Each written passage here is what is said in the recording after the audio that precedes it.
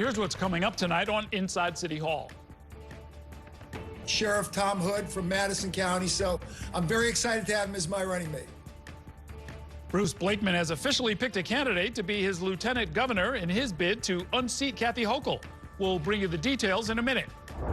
As first reported on New York One, Deputy State Senate Majority Leader Mike Giardino is not seeking re-election this year. It's a big win for us, even though we didn't get exactly what we wanted. Nurses at 2 hospitals have reached tentative contract agreements, marking a major breakthrough in the largest nurses' strike in city history. Later tonight, I'll be joined by 2 leading members of the city's Democratic Socialists of America to talk about why that organization disagrees with Mayor Mamdani's endorsement of Governor Hochul. For the best news, debate, and analysis of New York politics, join us inside City Hall.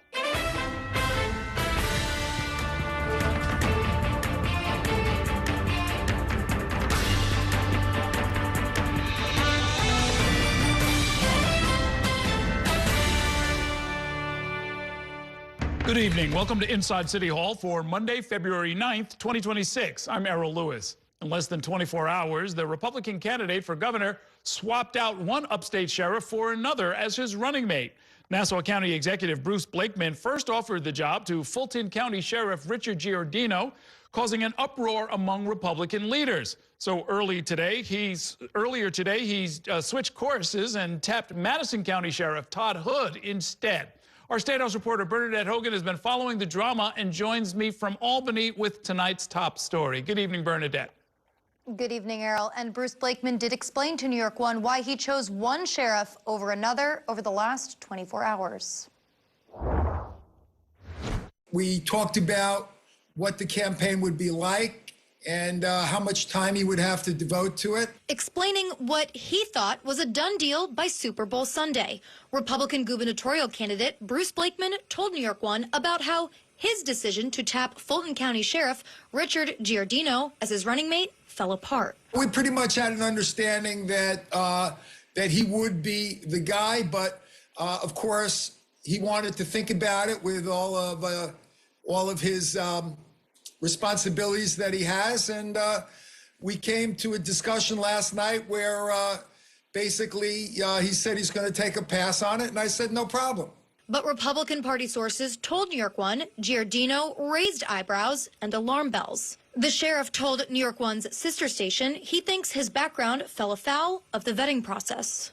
I submitted paperwork to be on the ballot in New Hampshire for the Republican primary for president. I was not running against President Trump. It was totally a lark and an independent thing. My first obligation is to the people of Fulton County, so I decided that it's not right for me at this time. Under party law, Blakeman needed a lieutenant governor candidate to complete his combined ticket by Wednesday, the official end of the state Republican Party convention that started Monday in Garden City, Long Island. Todd Hood is the right guy. He's the guy that I enthusiastically support. The guy is terrific. He's a New York hero, has a very strong record in law enforcement, comes from an important part of the state. Blakeman instead called up Madison County Sheriff Todd Hood and offered him the role. Governor Kathy Hochul poked fun at the flip-flop in a campaign email reading, quote, NYGOP issuing thoughts and prayers for a lieutenant governor pick that sticks with Blakeman longer than one Super Bowl. Meanwhile, Hochul was turned down by multiple top Democrats she wanted to be her running mate, including Queensborough President Donovan Richards, before picking former City Council Speaker Adrienne Adams. It's a bad look. There's no doubt about that, and it's an unforced error. Interviewed by Blakeman as his possible number 2, Republican Rensselaer County Executive Steve McLaughlin slammed the new pick. You know, it's pretty far out there. It's a very small county in the middle of the state. I'm the guy they need in upstate New York. Blakeman is trailing Hochul according to recent polling. Kathy Hochul is the last person that should make fun of the lieutenant governor's selection process. Think about this. Her first choice was indicted and had to resign in disgrace.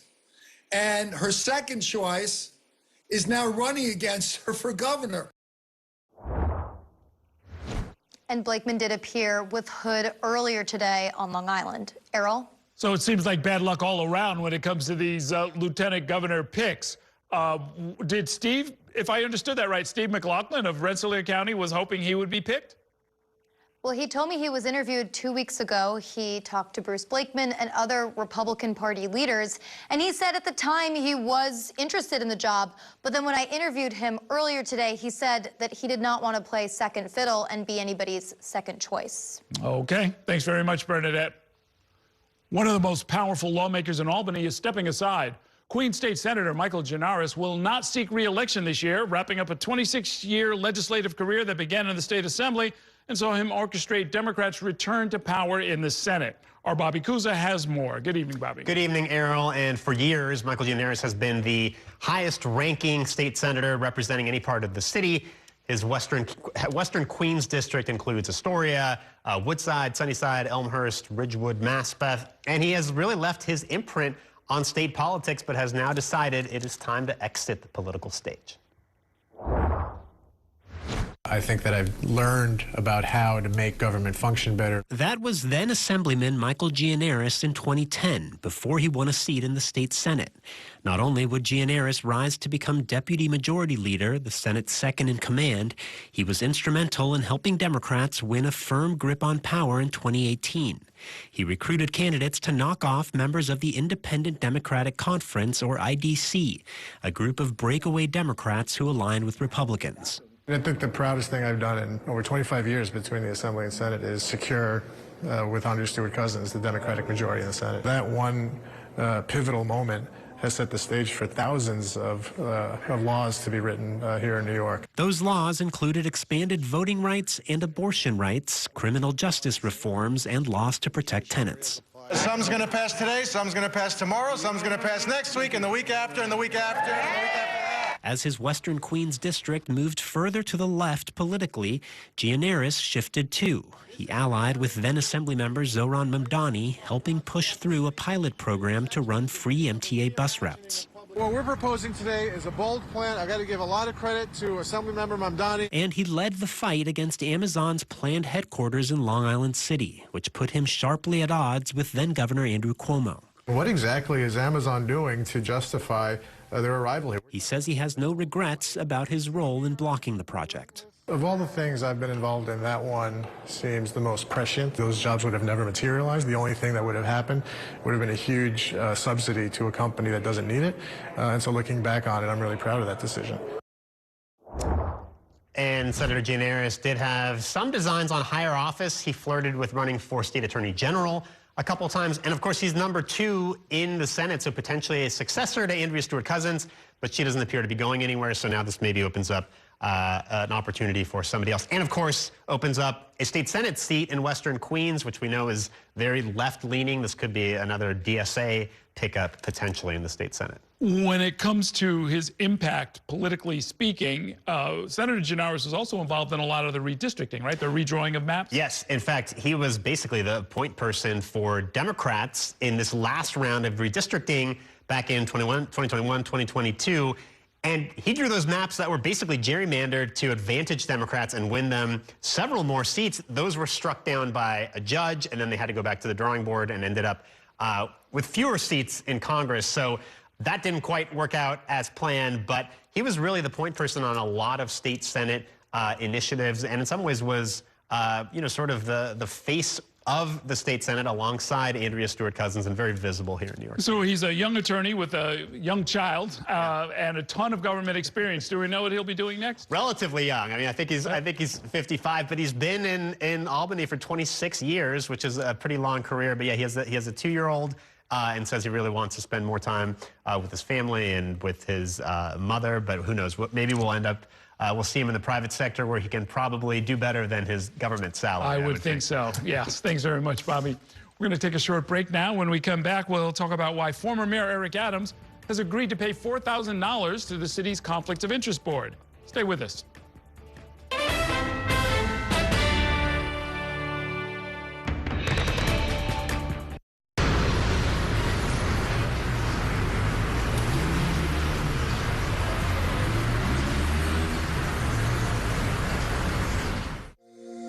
Every day tells a new story. At Mornings on One, we're dedicated to bringing you the stories that matter most to start your day. With in-depth coverage of the day's news. I'm Pat Kernan. Here are the stories we're following. And weather updates every 10 minutes. Tomorrow, some morning sunshine possible. Clouds take over. It's our responsibility to get you the information you need before you head out the door. Mornings on One. Weekdays starting at 6 on the Spectrum News app. Free for Spectrum and Xfinity customers. When you're connected with Spectrum, you get 5G and fiber-powered internet combined for the fastest wireless speeds. So you can sweat for the right reasons. It's only the seamless connection you love at home, everywhere you go. It's only everything.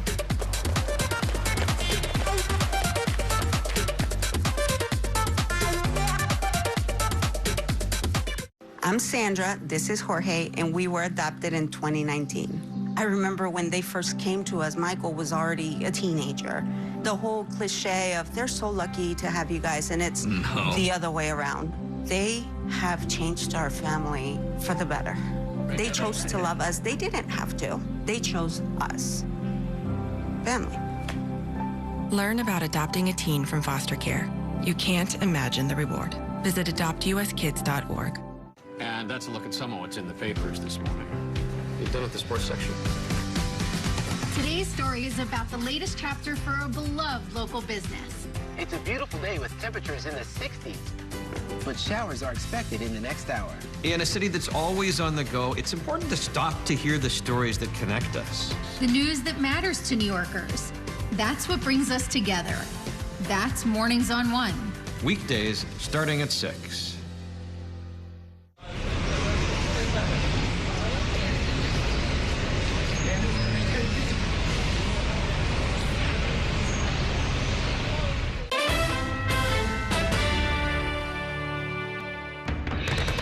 Welcome back to Inside City Hall. The city's Conflict of Interest Board has fined former Mayor Eric Adams for politicking on government time. It all stems from a press conference last August where the then mayor took jabs at his then political rival, Andrew Cuomo.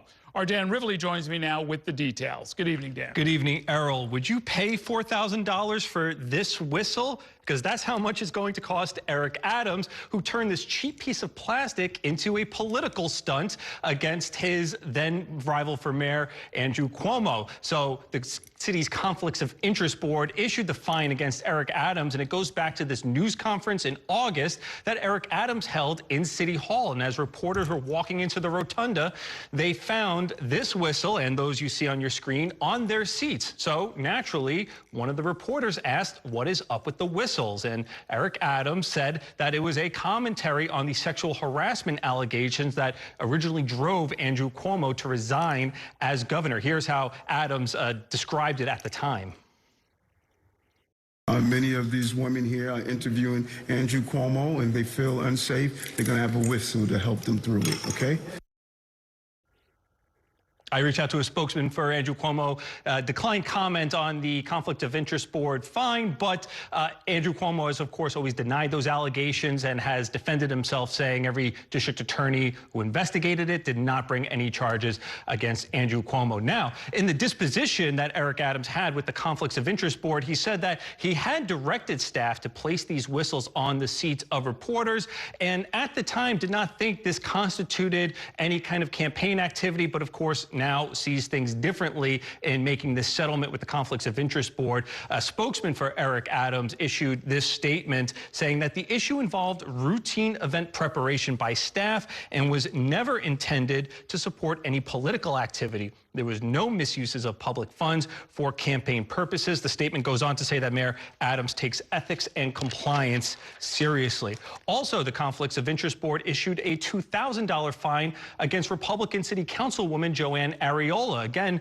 relating to the 2025 mayoral election. On her ex social media account, she had posted a press release about how the Republican members of the City Council were endorsing the GOP nominee for mayor, Curtis Sliwa, but there was a council seal in that release, which ran afoul of the Conflicts of Interest Board, and a spokesman for Councilwoman Areola issued a statement on her behalf saying that this was a low cost of a fine and it was easier to pay it than to drag this out. And Errol, I just want to give a courtesy to New York One's Kelly Mena. She was the reporter who covered that news conference with Eric Adams, and she saved this political memento as a reminder of her time covering the mayor. Memorabilia. Maybe they should have put it in the time capsule.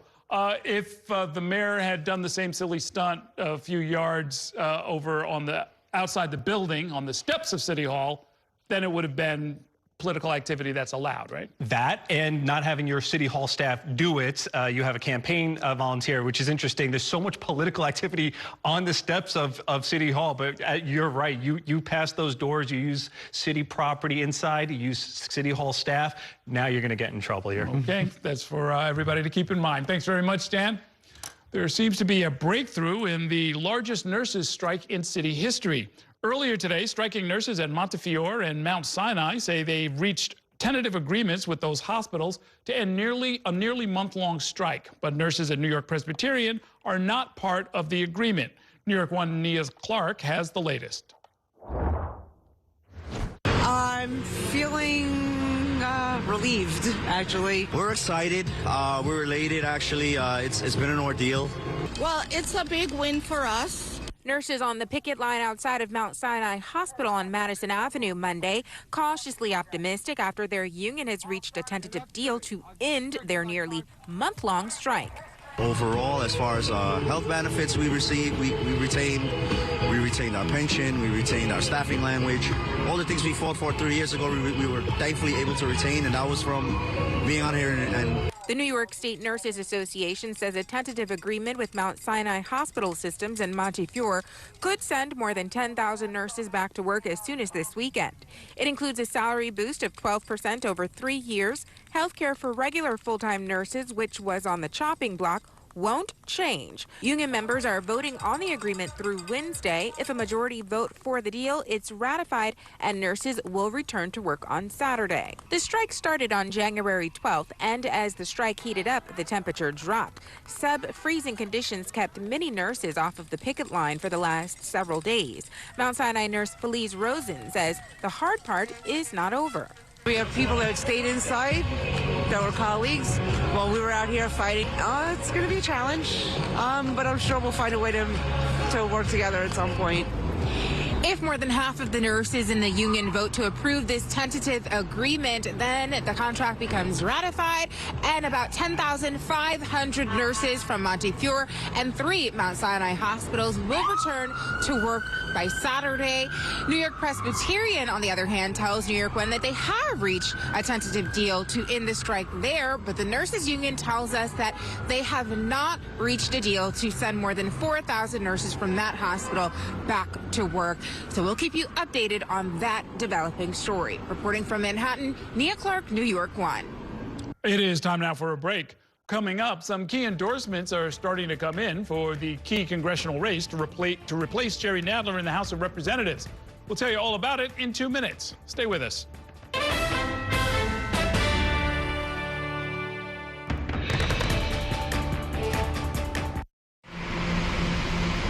Stand clear of the closing doors, please.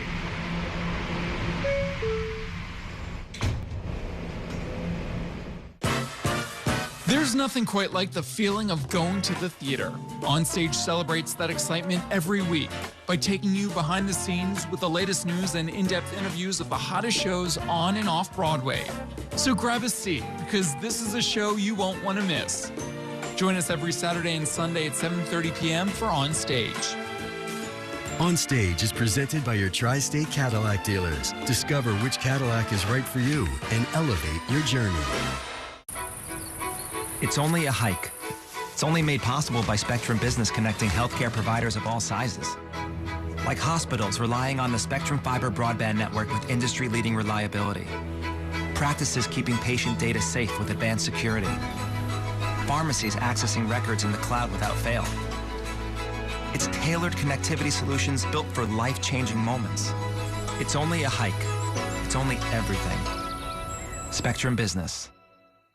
Mom was always organized, but she started forgetting to pay her bills on time. And she'd buy the same gifts over and over. Telling the girls about my Alzheimer's diagnosis was really hard. At first, we had our cries, but then we were like, okay, let's make a plan. Early detection gave us time to adapt together. It's so important for you to think about what you can do and making the most of what you have. If you or your family are noticing changes, it could be Alzheimer's. Talk about seeing a doctor together.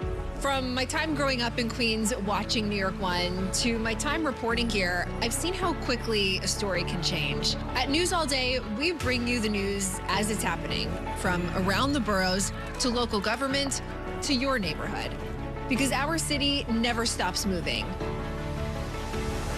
Hi, I'm Shannon Ferry with the day's developing stories. But first, stay up to date and informed with News All Day, weekdays from noon to 4.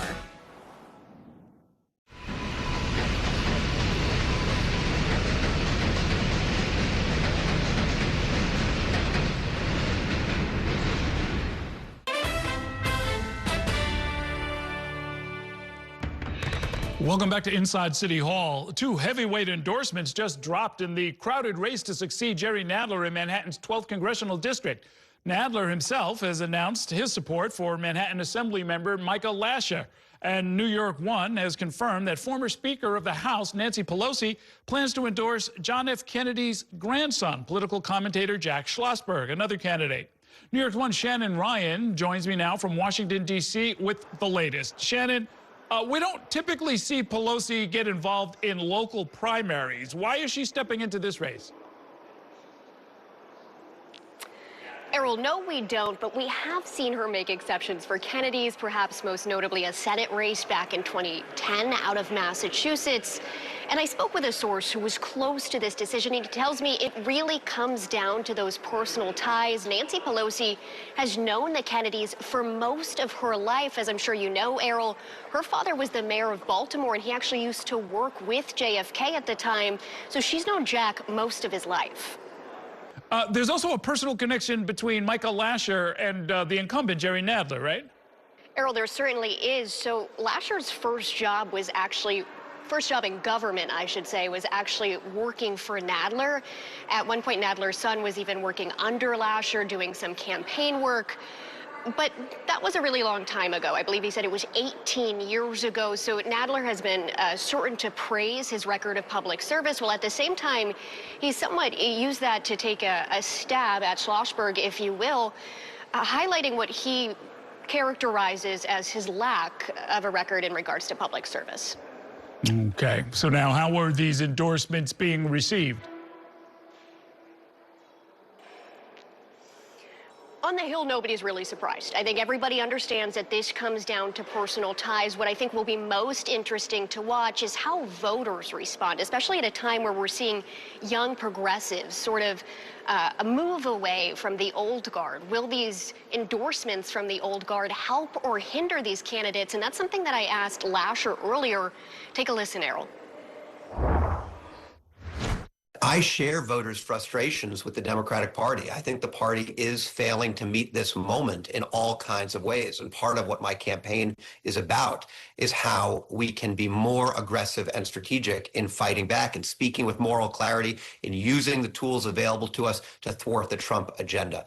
And I think that Congressman Nadler is somebody that voters in this district know does not represent the machine, does not represent a traditional way of doing things. He's always been an independent, progressive spirit in Congress. And so I hope to follow in his footsteps in that regard. But again, I've got to make the case to voters on my own merits, on my record, on my vision for the future. And that's what I plan to do.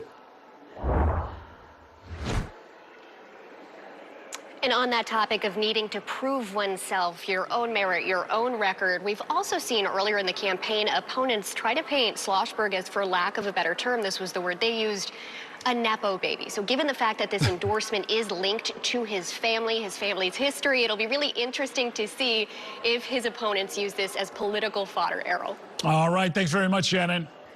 With the clock ticking in Washington, D.C. to approve a budget for the Department of Homeland Security, lawmakers remain divided about how to fund the federal agency. If they don't reach an agreement by Friday night, the Department of Homeland Security will have to temporarily shut down.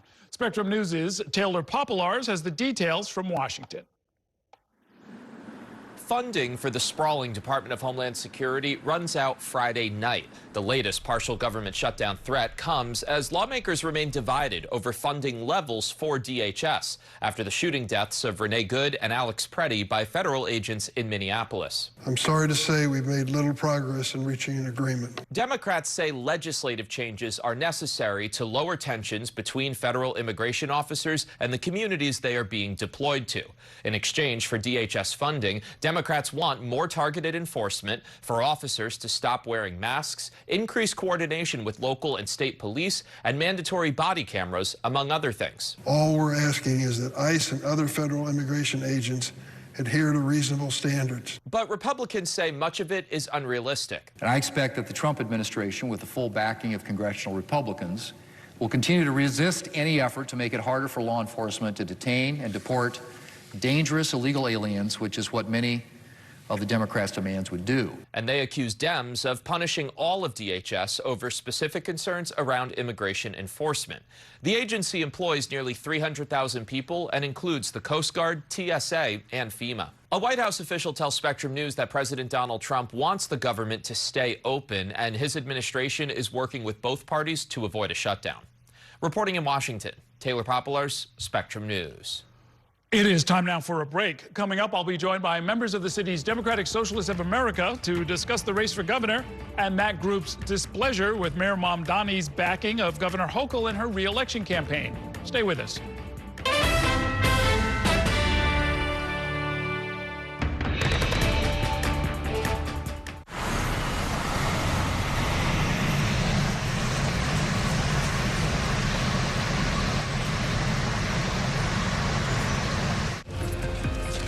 My time at New York One has shown me that in the city that never sleeps, the news never stops.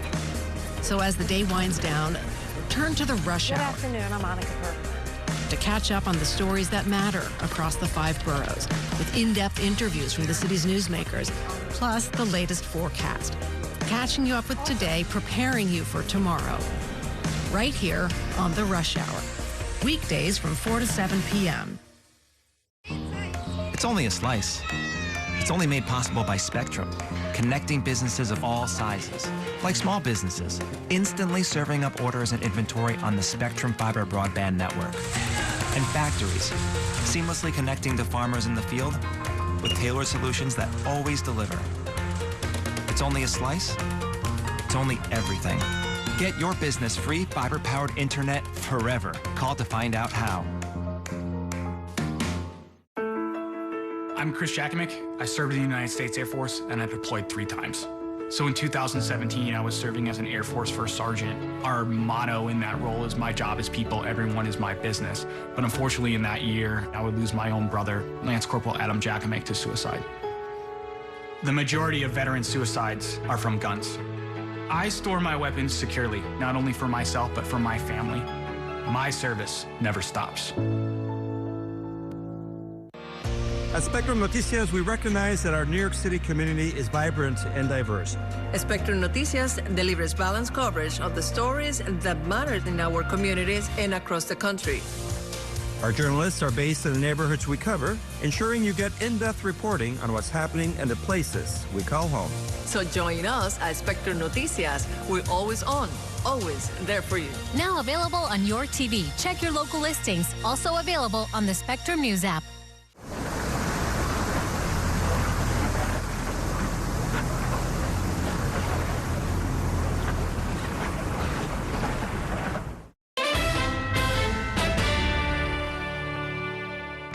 Welcome back to Inside City Hall, where we are turning our focus back to the race for governor. Last week, Mayor Mamdani officially endorsed Governor Hochul's re-election campaign, saying, quote, "The temptation is to allow differences to turn into distrust. But over the course of our relationship, I have come to trust Governor Hochul as someone willing to engage in an honest dialogue that leads to results." That move has put the mayor at odds with some of his closest allies in the city's chapter of the Democratic Socialists of America, which released a statement accusing the governor of prioritizing billionaire donors over working-class New Yorkers. Here to talk more about what all of that means is a special panel. Gustavo Gordillo is the co-chair of the New York City DSA. Batul Hassan is a steering committee member at the DSA and serves as labor director at the Climate and Community Institute. Welcome back to the program. Good to see you again. Thanks for having us. Let me just ask you, Gustavo, what is a specific program where you think the governor is giving billionaire donors priority over, say, the public good? I think in the budget, in her executive budget that she just put out, New York City is facing potentially devastating cuts from the federal government. Trump just passed one of the largest historic transfers of wealth from the working class to the 1%, to the billionaire class.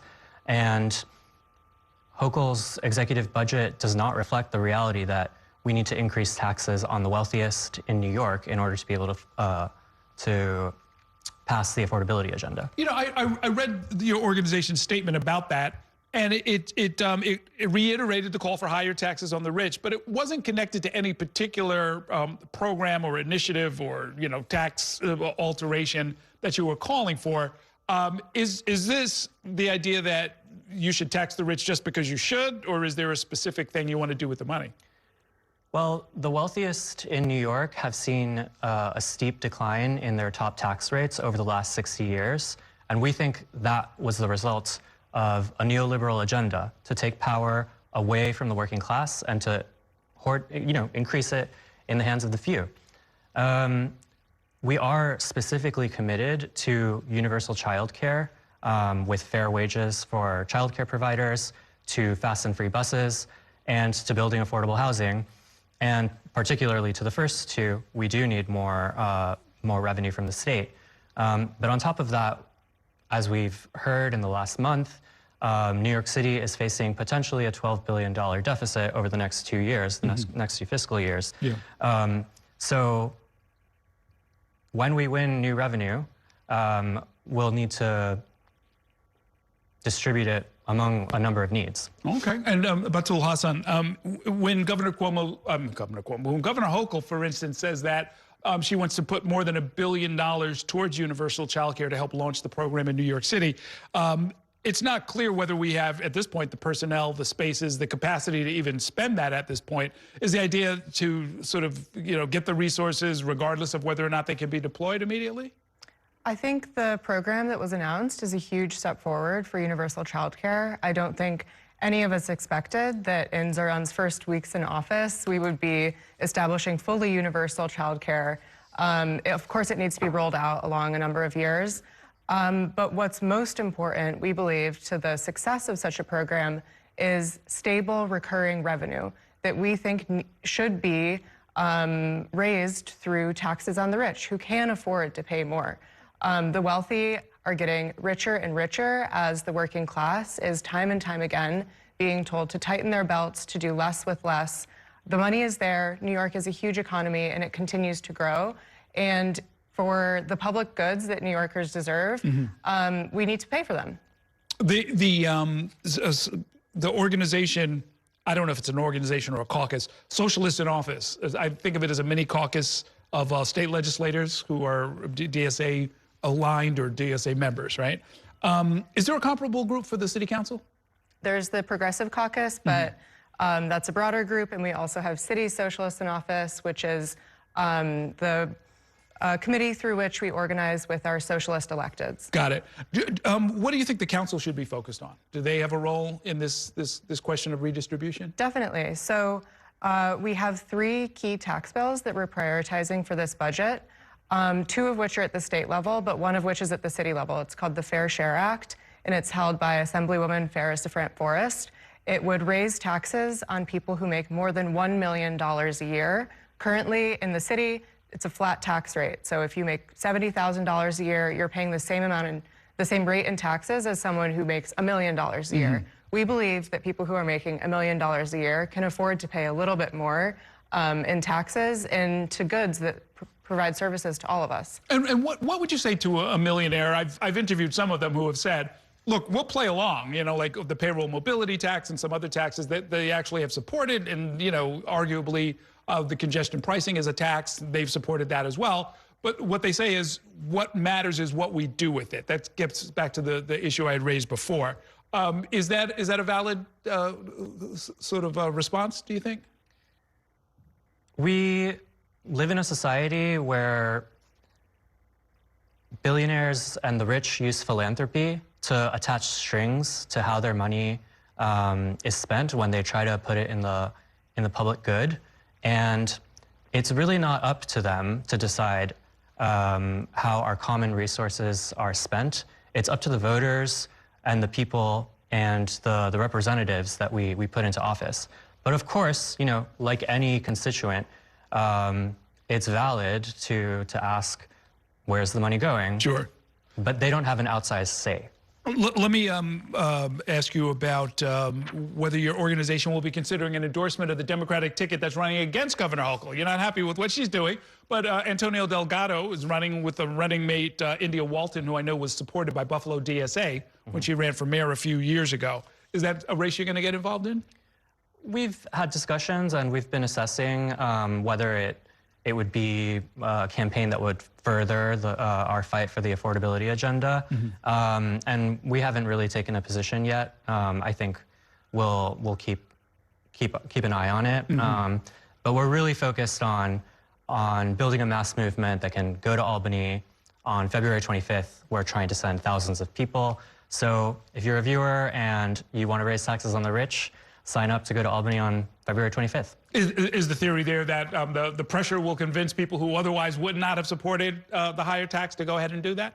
Yeah, of course. That's part of the theory. I think we also, I mean, we're talking about millionaires and how they have a voice in Albany.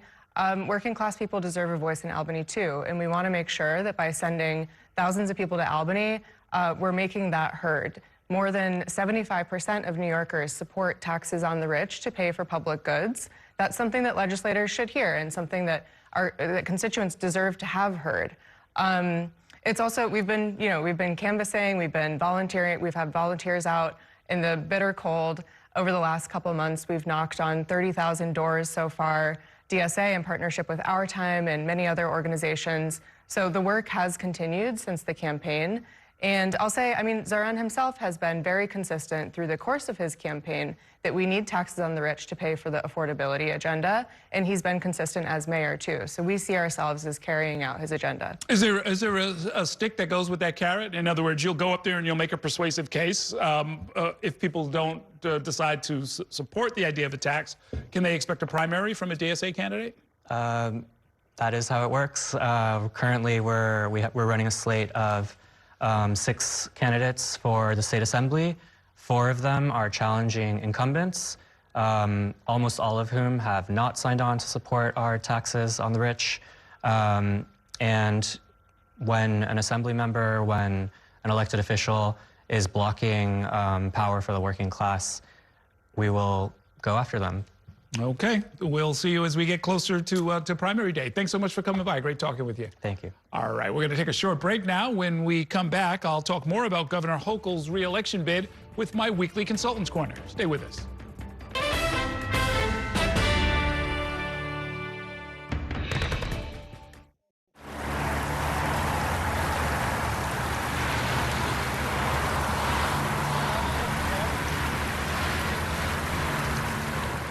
After 30 years of forecasting for New York, I've learned it takes a dedicated team to cover all the weather our city has to offer. As chief meteorologist at New York One, I'm honored to be able to help New Yorkers plan their day. Morning, noon, or night, our team is here to bring you accurate forecasts you can count on, from severe weather updates to our Weather on the Ones. Watch the New York One weather experts with your Weather on the Ones on your TV and on the go with the Spectrum News app. I moved from Dallas to Los Angeles all by myself. The order of things I wanted to set up was internet, water, then power. I needed to take a shower, but I really did need the internet for work and to watch my shows. That's kind of a crazy thing to admit in front of a camera. Pretend I didn't say that. I got to Spectrum. I was so relieved that I was getting the best bang for my buck. It was a huge weight taken off of my shoulders. Real customers, real savings. To see how much you can save, visit spectrum.com/save. I'm an ex-drug dealer, and I'll be your sub today.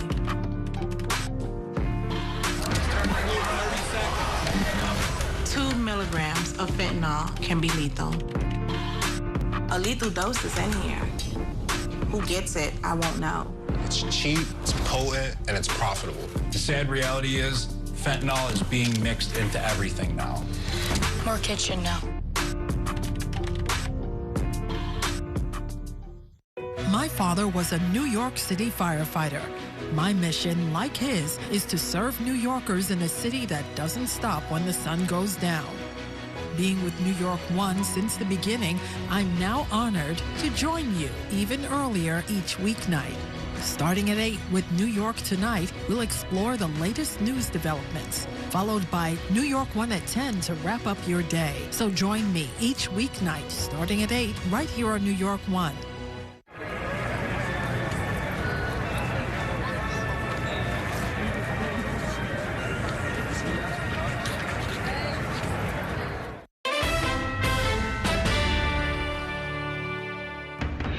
Welcome back to Inside City Hall. As we mentioned earlier, the state Republican convention kicks off tonight, and we're expecting to see Republican candidate for Governor Bruce Blakeman make an appearance with his new running mate, Sheriff Todd Hood of upstate Madison County. Joining me now to talk more about all of that and much more, we've got two members of this week's Consultants Corner. Democratic consultants Lupe Todd Medina and Phil Walzak are both with us. Thank you both for being here. Good to be here. Something that really strikes me is that I'm not going to this convention, but I think I went to like the last 3 Republican state conventions. Their tickets, the last 3 cycles, they've had a sheriff, an elected official, and it's good, I guess they were elected, so they know their way around, you know, a sort of a voting campaign. But they're from small counties that the Republicans were already going to win. Is that the right way to do this? It's not. I mean, you need to go somewhere. You need somebody who's going to help you pick up votes where you probably are either stagnant or you need to, you know, energize your base. They're not doing that. They're not going even to larger counties, which is also somewhat, you know, troubling. And I don't know if it's because they just don't, you know, they go to the larger counties and nobody's interested, you know, or is it that they are trying to play it safe? Either way, it's not a good look. Yeah, I mean, they're already branded as law and order. Bruce Blakeman certainly is. I mean, I think that they believe that they are maybe still fighting the past campaigns of 2022, in which there was defund was a bigger issue. That seems to have been largely settled. And I think that this person is not going to help Bruce Blakeman survive this election. Bruce Blakeman sort of threw in his lot with ICE. He is proud of the fact that he says he has closer relationships with them than any other local law enforcement, and on and on and on. He's designated jails and personnel to sort of help them with their deportation campaign. But, you know, at the time that he did it, it worked for him. It helped him get reelected last year.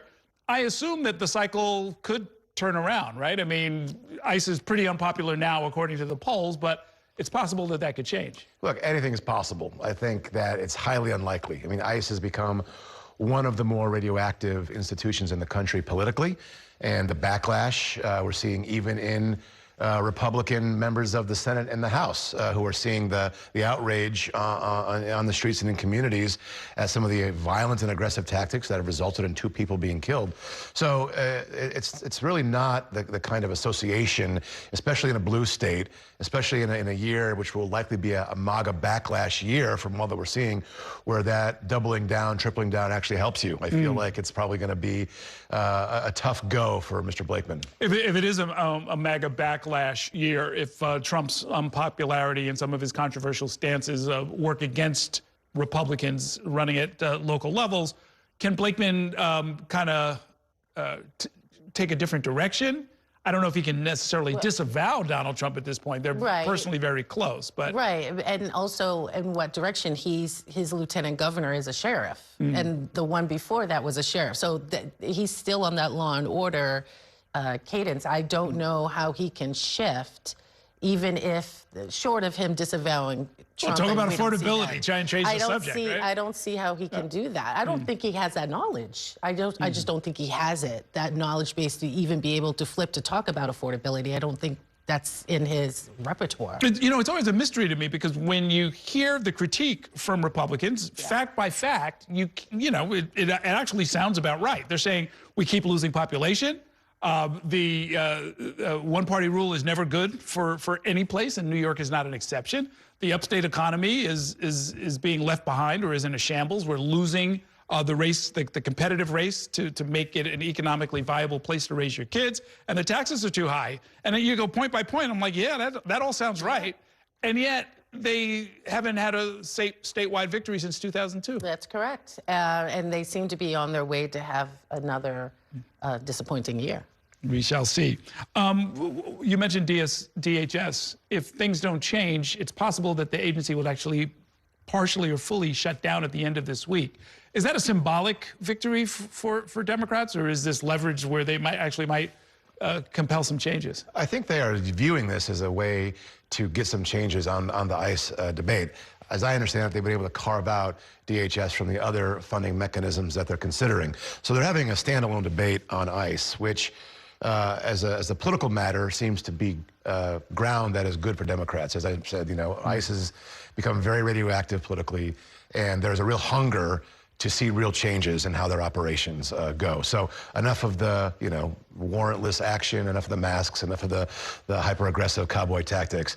And I think the voting public wants to see this action. So, you know, usually shutdowns tend to hurt the party doing the shutting down. But as we're seeing right now, this might be a rare exception on a matter of ICE and Homeland Security. Yeah, I could actually see the Republicans going along with it so that they could then sort of flip it around and say Democrats don't care about national security. Not only that, some of the changes that Phil is talking about, but also with training. Right? They've got to put some training in there. I mean, that is a win that the Republicans could definitely hang their hat on, is if they institute some training. Yeah, really, just a little bit. Let's take a short break. We've got more to talk about with these consultants. We'll do that in 2 minutes. Stay with us.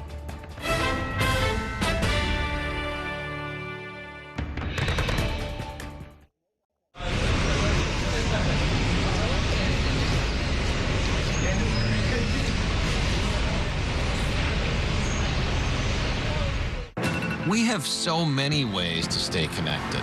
A single touch can bring us closer to the families we love, the friends we know, and the city we share. And Spectrum helps us keep connected throughout the day, every day. Including more ways to watch New York One as a Spectrum Internet customer. Watch Spectrum News New York One on the Spectrum News app, available on all your favorite devices.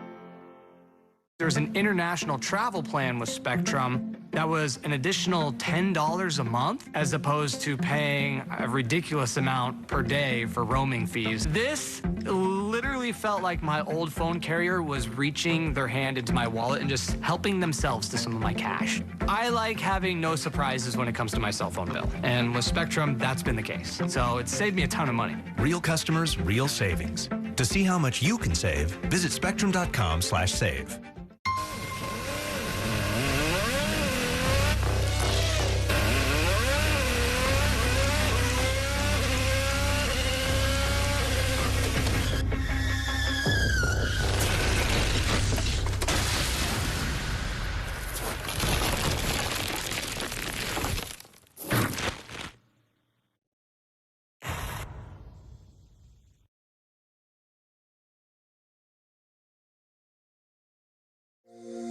Every day tells a new story. At Mornings on One, we're dedicated to bringing you the stories that matter most to start your day. With in-depth coverage of the day's news. I'm Pat Kernan. Here are the stories we're following. And weather updates every 10 minutes. Tomorrow, some morning sunshine possible. Clouds take over. It's our responsibility to get you the information you need before you head out the door. Mornings on One. Weekdays starting at 6 on the Spectrum News app. Free for Spectrum and Xfinity customers. Stand clear of the closing doors, please.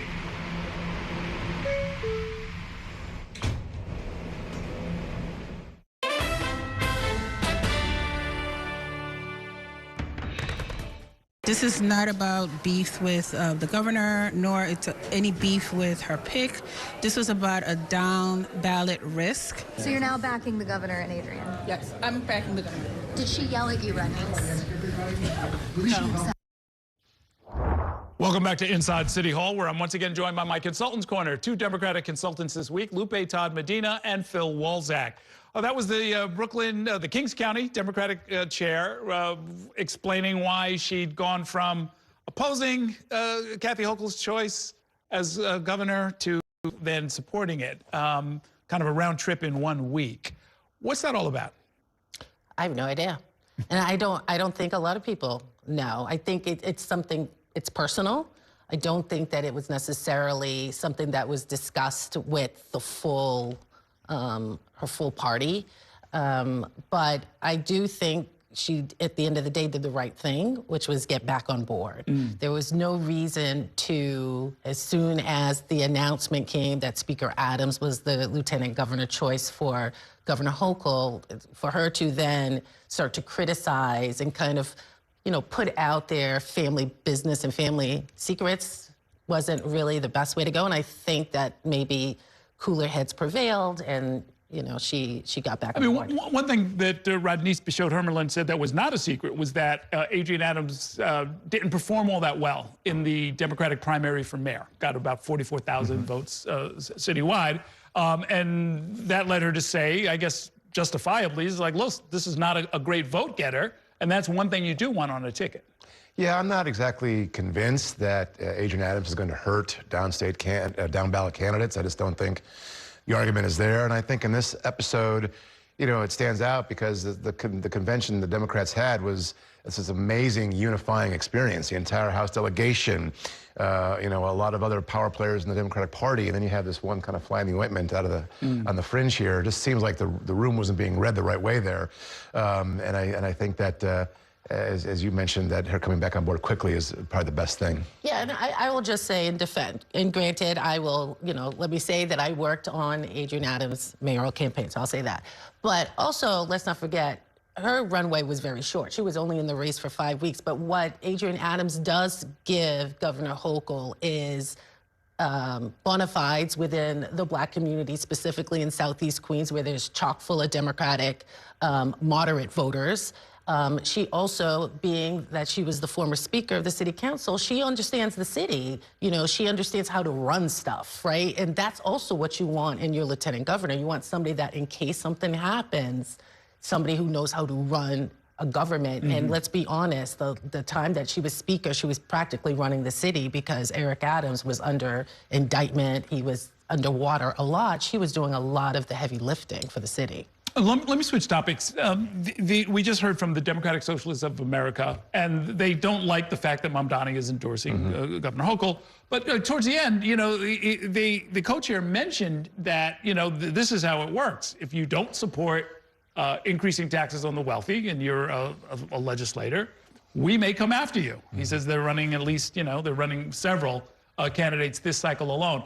Is that a real thing? Is that, other than a marginal kind of, you know, a seat here and a seat there, is that a growing trend within Democratic politics? I think it could be. I mean, I think it depends on the district, the race, the composition of the electorate in these places and the candidates. I mean, there's no question that amongst Democratic-based voters and DSA supporters that tax fairness in the form of asking more from the wealthy to pay their fair share or more of their money in taxes is very popular. You know, that's a very popular position to take, and I think that's why you see the mayor continuing to advocate for it, even after he said previously he would take the child care money from the governor without a tax hike, but he's coming back to it. I think it speaks to the popularity of the issue. I think the DSA, I don't presume to speak for them, but I think that is a real value of their agenda, tax fairness, and fighting for that, not just to generate revenue, but as a virtue of its own. So, you know, amongst the quarters that we're talking about, it is very popular.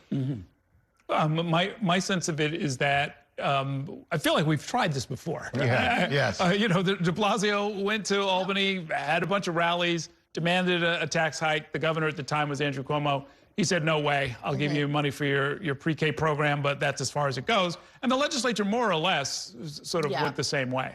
I mean, the legislature is a little bit different now. The composition of the legislature now is much different. There are more progressives, more DSA, more left-leaning, you know, people in the legislature right now. And even, I think, with the Speaker of the Assembly, you know, he is understanding the sign of the times. And now we heard today that Giardino, the number 2 in the Senate, is not running for re-election. So sign of the times are different too. Right. Yeah.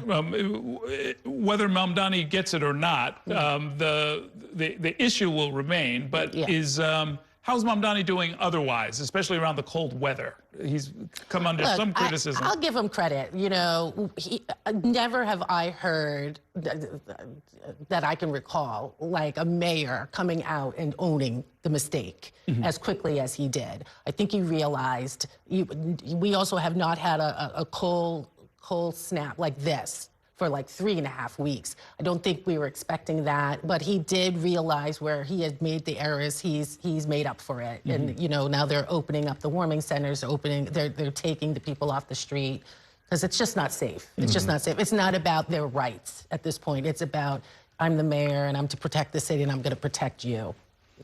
Yeah, I mean, I think that there are two discussions happening here. One is like, how did he handle the snowfall that happened? It was about 12 inches, big storm, followed by extreme cold. And I think writ large, she did well. I mean, I think a lot of the stuff that people pointed to, homeowners, business owners, car owners, I mean, we all have a responsibility to do our part living in the city to clean up these messes. The cold, though, might be a little bit different. I mean, we have 18 deaths. We average about 30 to 35 in the city per year. So for the second week of February, we're like ahead of the curve. I don't think that's fair to say that's his fault, but it does raise questions about, was the outreach mobilized the right way? Is there enough staffing? Are the processes correct? And those are very fair questions to ask. And we are dealing with a very atypical storm with the high snowfall and the temperatures that are low, but it is a fair question. Okay.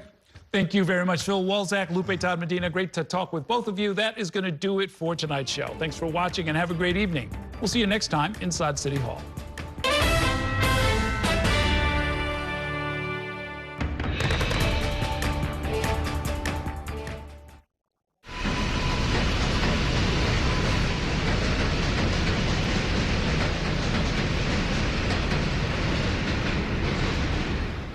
And that's a look at some of what's in the papers this morning. You done with the sports section? Today's story is about the latest chapter for a beloved local business. It's a beautiful day with temperatures in the 60s, but showers are expected in the next hour. In a city that's always on the go, it's important to stop to hear the stories that connect us. The news that matters to New Yorkers. That's what brings us together. That's Mornings on One. Weekdays starting at 6. You might think Spectrum is just for your home, but Spectrum is seamless connectivity everywhere. It's the network making the other networks sweat. Connectivity from an actual internet company, because internet is what you actually use your phone for. It's way more than 5G. With Spectrum One, it's 5G and fiber-powered internet, seamlessly combined for the fastest wireless speeds. Don't believe us? Ask this guy. He's one of millions who already know. Oh yeah, and this guy too. Turns out people like their mobile from a seamless connectivity company. That's why Spectrum is the country's fastest growing mobile provider. Spectrum One. It's only the seamless connection you love at home, everywhere you go. It's only everything.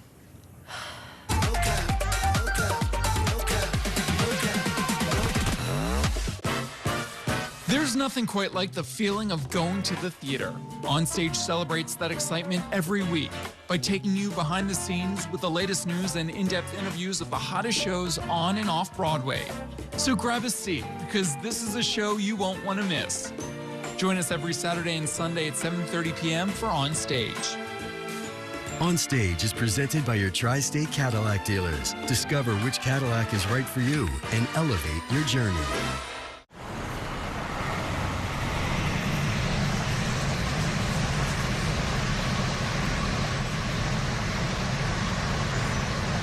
Going into the 2026 election, local races will determine national policy, from the economy to public safety. From the governor's race to the balance of power in Washington, this year's ballot has no shortage of important choices. Let's